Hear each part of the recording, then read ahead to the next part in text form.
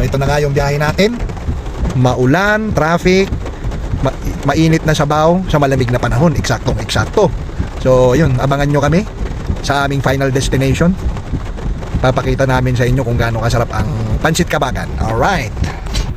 So yun nga, halina't inyo akong samahan at sabayan. Tayo'y tumitikim ng Pansit Kabagan.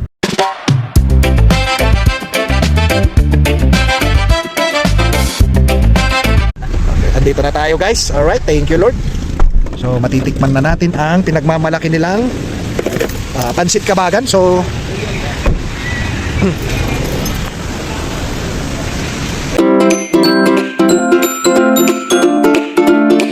super special. Yung super special nyo 165. Di ba meron siyang lechon kawali, di ba? Pwede bang palitan yun ng itlog na lang kasi hindi ako nagle-lechon kawali eh. Ipinit mo natin ang lechon kawali. Ha? Palitan natin ng itlog. Oo, pwede yun. Sige. So dalawang super special. Yung isa normal may dito. Yung isa lang palitan mo ha. So ito nga yung kanilang mga menu. Match-check nyo ng lahat dito. Okay. Wow, panalong panalo. So andito na ang special, super special na Pansit Kabagan. Parang pinsan. May sabaw pa silang mainit.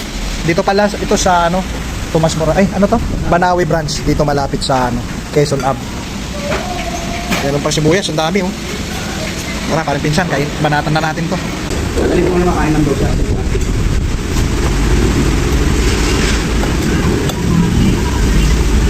Pinapalitan mo ng tubo. Masarap din yung sabaw. Ayaw mo ng kawali, parang pinsan. Ano pa? Mantika.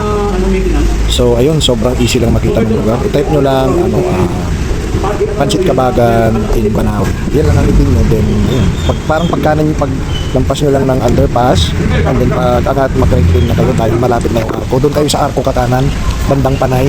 So doon, mag-minor na kayo dahil malapit na yun at mababasa nyo itong Pansit Kabagan. So ayan, wow, napakasarap, panalo the best. May food pa oh. Ayan, masos siya. Tapos nagko-complement yung yung sarap ng itlog at saka yung lambot ng pansit. Talaga napakasarap guys, panalo. Tapos maanghang, mainit na sabaw. Yes, the best. Sulit dito guys, punta na kayo, puntahan nyo na. So once again, Pansit Kabagan here in Banawi. Ayaw kong masyado explain kung gaano siya kasarap, gaano kasolid. Basta puntahan nyo lang, baka sabihin nyo spoiler, parang Avengers yan eh. Kailangan huwag mo sabihin, huwag mo ikwento. Then panoorin mo na lang. In this case, kailangan tikman mo na lang. Kaya sobrang dami na sabor. Mayroong itlog ng pugo, mayroong lechon kawali, mayroong pritong liver, and then yung sauce, masarap yung sauce ng masarap yung sauce ng spaghetti. Talagang, di ba? Ay, spaghetti, I'm sorry, pansit. Diba? Isipin mo yung iba, tuyot na tuyot. Ayoko nun. Ito talaga yung matagal ko nang hinahanap. Saktong-sakto sa panlasa ko. Ayan, swak na swak sa panlasa talaga. Saktong-sakto. Napapanahon siya. Ayan. Gusto ko yung yung may medyo madulas-dulas, medyo masos, medyo malagkit. Yan, yung gustong-gusto ko sa isang pansit. So, ayun. Puntahan nyo na dito guys. So, ayun nga. Wala akong masabi. Basta masarap siya. Okay. Okay na okay. Naglalaway ka na pre, no? Huling-huli ko, tumutulo yung laway mo. Huwag ka na maglaway, puntahan mo na lang yan dito. Once again, dito lang yan sa Banawi. Marami silang dito, mayroong special, super special. Basta, marami, okay. Marami silang mag-serve, panalo yung lasa. Alright.